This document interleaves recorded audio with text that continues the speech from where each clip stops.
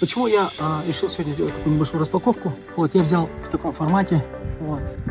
Потому что я, ребята, не смог удержаться. В чем отличие, в чем именно мне понравились эти очки Долару? В том, что я не могу сказать, что это хуже, это лучше, но, на мой взгляд, ребята, вот эти очки все равно остаются моими хорошими очками, но здесь мне показались вот эти очки четче и как-то контрастно, более-менее детально, да, как говорил мой бывший тренер, можно увидеть там, я не знаю, усик у муравьев на каком-то близком расстоянии, хорошо сконцентрировавшись.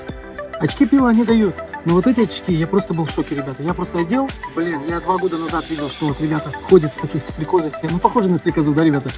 Вот такие штуки, шоры, да, чтобы не отвлекать, как спортсмены в олимпийских видах спорта, шорами себя стреляют. И одев их, я просто, получил вау-эффект. Они мне обошлись где-то около $700. Вот. Были сбережения, я их не стал откладывать, я сразу приобрел.